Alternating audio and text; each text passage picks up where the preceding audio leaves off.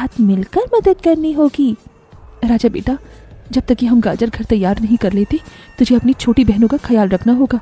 रखेगा ना? हाँ माँ, रखूंगा।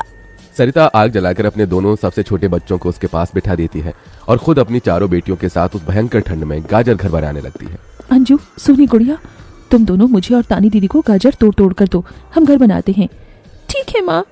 गरीब माँ बेटियां मिलकर गाजर घर बनाती हैं, मगर घर एकदम से ढह जाता है, जिससे सरिता दुखी हो जाती है। कितनी मेहनत से ये गाजर घर बनाया था हमने, मगर सारी मेहनत बेकार चली गई।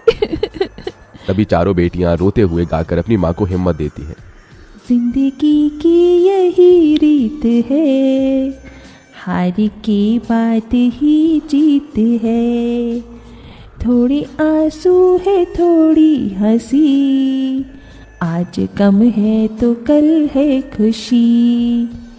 जिंदगी की यही रीत है, हार के बाद ही जीत है। मेरी बच्चियों। रोते हुए सरिता अपनी बेटी को गले से लगा लेती है। वो फिर कोशिश करते हैं। कई बार उनका गाजर घर बिगड़ता है। तभी गुड़िया कहती है, माँ, अगर हम अपना गाजर घर मजबूत बनाने के लिए पहले लकड़ी फट्टी से ढांचा बना लें तो फिर हमारा गाजर घर नहीं गिरेगा। सब ऐसा ही करते हैं, जिससे उस बार उनका गाजर का घर मजबूत बन जाता है। सरिता अपनी पांचों बेटियों और बेटे के साथ घर के अंदर आती है। तब जाकर उनके शरीर को गर्माहट महसूस होती है। अरे वाह माँ, दीदी, आप सबने कितना सुंदर गाजर घर बनाया है और ये कितना गिलम भी है।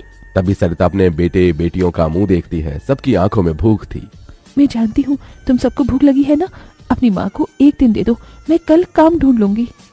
ठीक है, आज हम ये गाजर खाकर सो लेंगे। आप भी खा लो ना माँ, आपने 2 दिन से कुछ नहीं खाया। सोनी अपने नन्हे हाथों से अपनी गरीब माँ को गाजर खिलाती है। अगले दिन सरिता ठंड में इधर से उधर काम ढूंढने भटकती रहती है, मगर कोई उसे काम नहीं देता। इधर अब उसके खेत के गाजर भी खत्म हो गए थे, जिससे उसकी बेटियां भूखी थी और उसकी दुधमुही बेटी भूख से रोई जा रही थी। माँ, मुन्ना को भूख लगी है, उसे खाना चाहिए। छोटी बच्ची खाना नहीं खाती राजा, इसे दूध पीना है।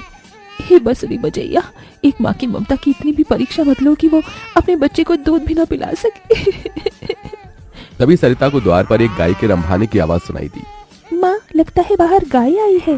सरिता अपनी बेटियों के साथ बाहर आकर देखती है तो गाय के थन से दूध की धारा बहे जा रही थी। इस गाय के थन में कितना दूध गिर रहा है। सरिता गाय का गर्म दूध अपनी बेटी को पिलाती है। तभी गाय उसके खेत में जाकर गोबर कर देती है, जिससे एकदम से जादू होता है और खेत लाल चमकदार गाजर से भर जाता है। माँ, ये तो कोई जादुई गाय लगती है। देखो हमारे खेत में कितनी गाजर उगाए। हाँ गुड़िया, मैं जादुई गाय हूँ। मुझे वरदान प्राप्त है, जिस भी बंजर खेत में मैं गोबर करूंगी वो फसल से भर जाएगी। मैं इससे पहले भी तुम्हारे खेत में आई थी।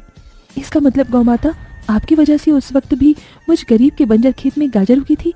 आपका कोटि कोटि धन्यवाद गौ माता। माँ, तुम काम ढूंढ रही थी ना, अब मैं ढूंढना। तुम तो कितना अच्छा गाजर का हलवा बनाती हो और गाय के दूध से खोया, घी, दूध सब बनता है। तुम हलवा बनाकर बेचो। सरिता उस गाय के दूध से घी खोया तैयार कर लेती है और गाजर का हलवा बनाकर बेचने लगती है, जो कि लोगों को खाने में स्वादिष्ट लगता है।